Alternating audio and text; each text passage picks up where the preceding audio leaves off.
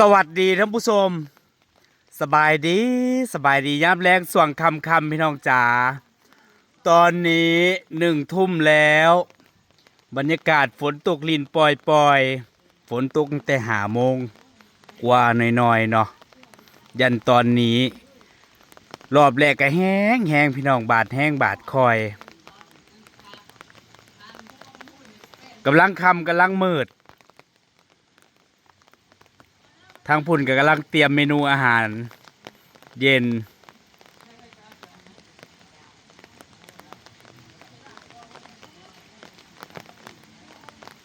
จักได้ยังกินแรงมื้อนี้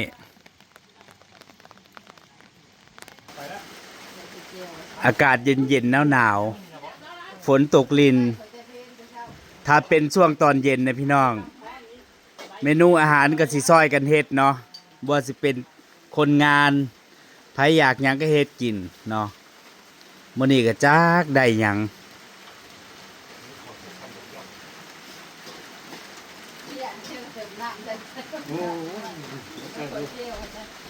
นี่ใช้แล้วเข้าไปใช่ไหมล่ะ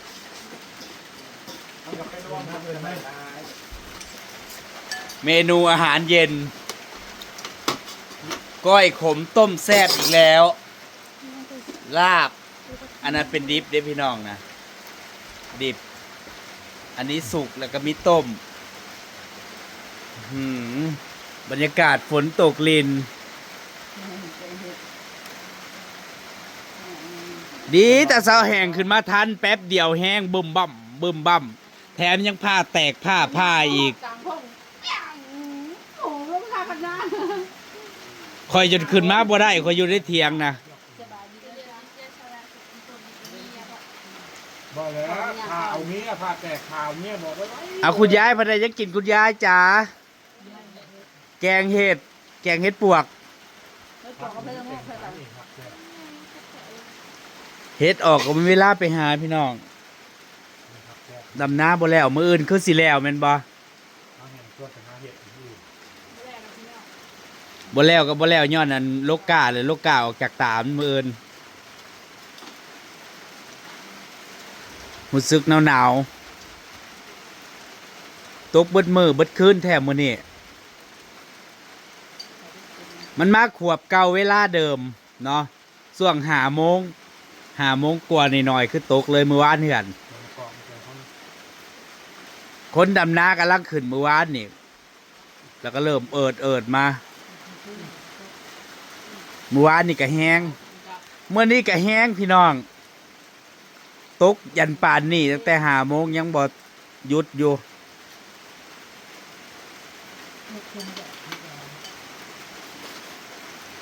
อาหารการกินก็จักสิกินอย่างแต่ละมื้อกับข้าวน่ะมีหมูบ่มีก็ซื้อมาไว้10 กว่ากิโลคันกินเก่าๆเดิมๆก็เจ้าก็บ่อยากอีกเนาะวันนี้ก็เลยเปลี่ยนเป็นเมนูเนื้อตอนเที่ยงก็กินเนื้อแม่นบ่ลาบเนื้อวัวอาหารการกินก็แล้วแต่ผู้มักเนาะแล้วแต่คนชอบแกงเฮ็ดก็กินจนบ่อยากแต่ว่าเฮ็ดละโงกก็ยังออกอยู่เด้เขาเจ้าไปหาก็ยังได้อยู่ยายรุ่นไปหารอบเช้าเนาะและตอนนี้นะเฮ็ดปวกก็เริ่มออกเฮ็ดปวกน้ำแกงเฮ็ดปวกกลางไหม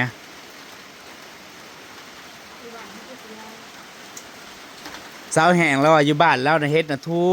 กเฮ็ดไข่อะเขาขายกิโลเท่าไหร่แห้งกิโลหนึ่งบ่ฮอด100 บาทแต่พอตกมาฮอดบ้านบ่มีกิโลละ500 บาทพุ่นนะมันหลายบ่มันออกตามแนวใดมาค้างนะบ้านเขาเจ้าในเฮ็ดไข่หลายโลหนึ่ง80-90 บาทบ่ฮอด100 บาทเดี๋ยวมันออกหลายๆเก็บไว้ข่อยเดี๋ยวข่อยไปเอา บ้านเขาเจ้าน่ะธรรมศาสตร์มันยังหลายปลามันยังหลาย ใช่นะตาม ขนาดจิรอจิโปมเนี่ยเขาเจ้ายังขายถูกเด้บ้านบะหมี่เขาขายตัวละบาท บ้านเพื่อนนั้น3 ตัวบาทแต่ว่าบ้านเพื่อนนั้นบ้านใหญ่ๆเพื่อนว่า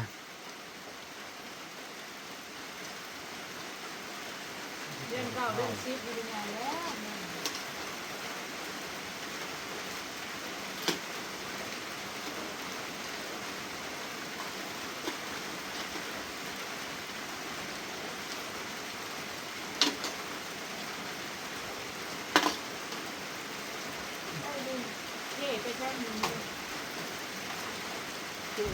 เขาสาวโพสีกะเมื่อบ้านในฮอดบ้านดอกฝนตกหนัก แล้วอย่างเด็กงบปีกแบบแบบนี้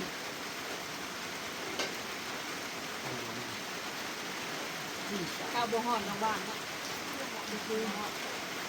มันหลังบ้าน ได้กล้าจักมัดแหงมานี่ 144มื้อนี้นางลกกาง่าย มึงกินรับกินแล้วไม่แง่งลูกกาไว้เลย ก็เลยได้หลายกว่าเก่าลกกาหยาบลกกาหยาน่ะได้บ่ฮอดร้อย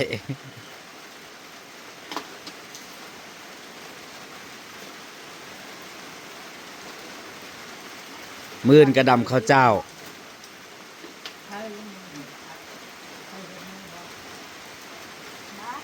เอามือถอดด้วย ที่บอกทงมือใช้ที่คนไทยของนั้นทงมือที่ว่าทงมือเรา ประหยัดนะยัดกันง่ายเลย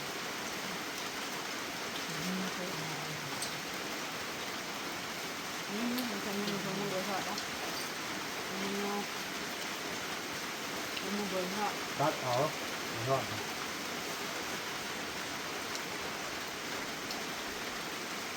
ตัวใหญ่ตัด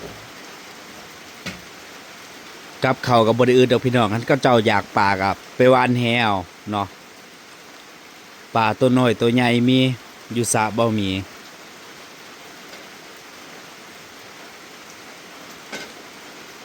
แยกไปที่บ้านเนาะ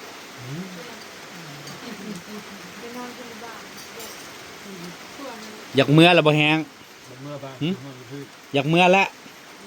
เพราะเราว่าพึ่งเนาะ ความหมายของเราคือเห็นกับเขาวแล้วคิดฮอดบ้านแม่เนาะ กินเพื่อเรามีอะไร ความหมายของเราคือแล้วได้กินนั่นของแซ่บหรือว่าได้กินของดี แล้วเขาคิดฮอดบ้านคิดฮอดแม่แล้วว่ะ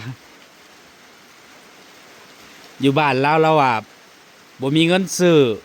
กับข้าวส่วนใหญ่ก็หาเองเนาะแต่ว่าบ่มีนี่ก็ถ้าเป็นช่วงยามดำนาหรือว่าช่วงนี่ก็สิซื้อเป็นหลักคือหน่อไม้มะฮุง เยอะเลย ป่านี่ก็หาได้อยู่อันไหนที่หาบ่ได้ก็ซื้อคือหมูคือหยังนี่แต่บ้านเพิ่นบ่ได้อึดข้าวเด้พี่น้องเพิ่นเฮ็ดนาปีหนึงก็ได้100 กว่ากระสอบ200พุ่นหลักๆก็คือบ่มีงานแล้วก็บ่มีเงินเนาะเวลาค้าขายหยังก็ราคาถูกบ้านเพิ่นน่ะบ่ว่าสิเป็นขายไข่มดแดงขายหน่อไม้ขายอาหารปลาสิเขาขายถูกซื้อถูก ตรงนี้ปะ ขายเห็ดก็ราคาถูกเนาะ ว่า ขนาดจ้างดำหน้าเกี่ยวเขาวยังราคาถูกกว่าบ้านเบ้าหมี นี่ก็เป็นอีกสาเหตุหนึ่งที่เพิ่นมาดำหน้ารับจ้างฮอดพี่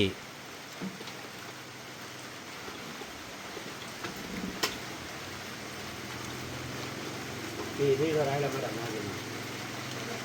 โอ้ปีแป๊บเดียวนั่น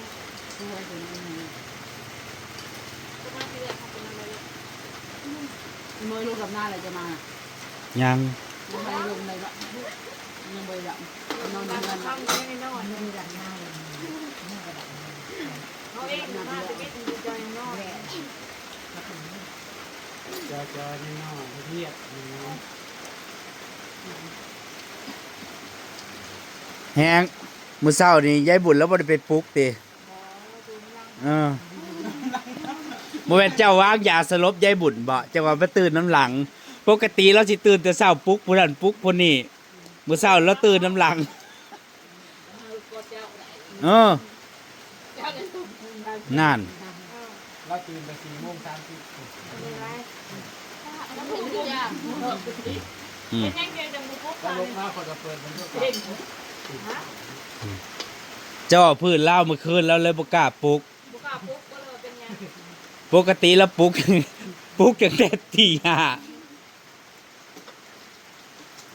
เห็นก่อนเป็นกระพัวไป มื้อเช้าเราก็ตื่นแต่ตีสี่เจ้าสิหาว่าเราตื่นน้ำหลัง ทางไอซีไปหาเฮ็ดแป๊บเดียวที่เราจะเอาตื่นแล้วว่าลูกๆช่วยแหละมาตัด ยังมืดอยู่บ่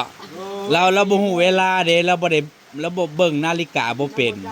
เราบ่ฮู้จักโมงบ่ฮู้จักเวลาเดี๋ยวเราสิเบิ่งว่าถ้าสว่างหน่อยหนึงแหละคือเออ นี่เธอบอกให้แจ้งภาพไหนเราหลุดเลยขนาดเรานอนในห้องห้องเมื่อวันไม่แจ้ง ซอยหักทิ้ง เรายินเสียงไก่ขันคือเราลูกโลด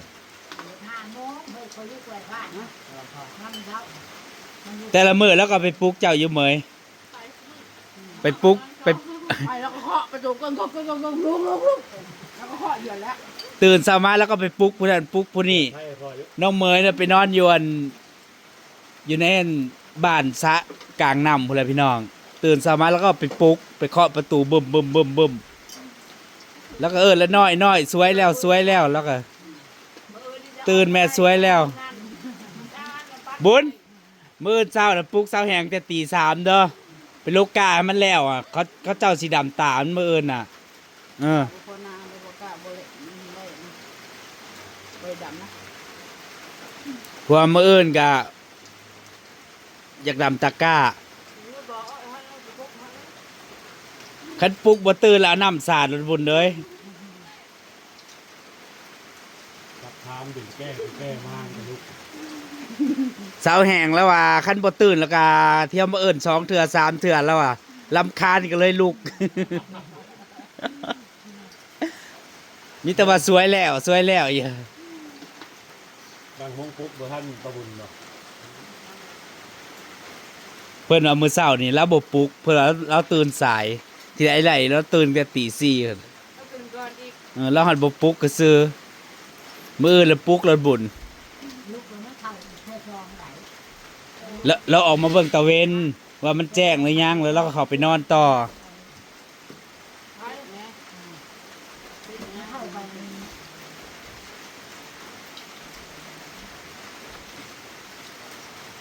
สรุปก็คือยายบุญนะคุมงานนะจ๊ะมื้ออื่นปลุกแต่เช้ารถฝ้าวให้มันแล้ว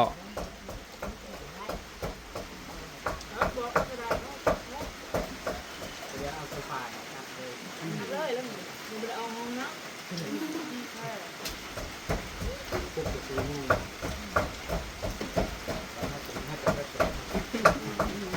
ผ้าวกินผ้าวไปนอนแห้งเดี๋ยวเราสิไปปลุก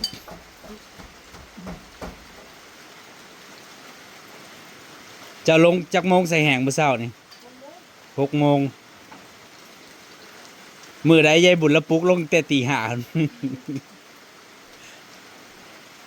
ล้วปุ๊บกับบอมเมนต์คือแล้วปุ๊บกำไรอยู่นะลูกกำไรอยู่นะมันไปมันเดือดของนอนเลยนะมันก็ปุ๊บมันนั้นต้องเบาอยู่นั้นเจินเลยมันก็ต้องเจินเบาอยู่ลูกหมูป่า คนหน้า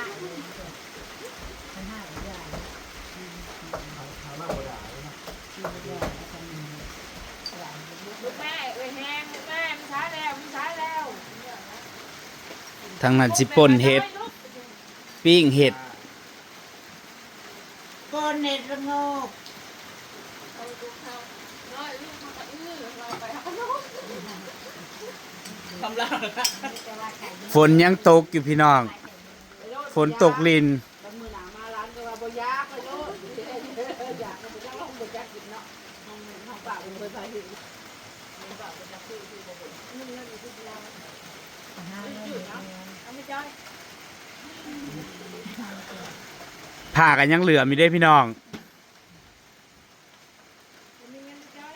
มาวันนี้ก็สิขอเก็บภาพบรรยากาศในเพียงเท่านี้ ไปแล้วท่านผู้ชม สบายดี ฝนตกและอากาศหนาวอากาศเย็น นอนหลับสบาย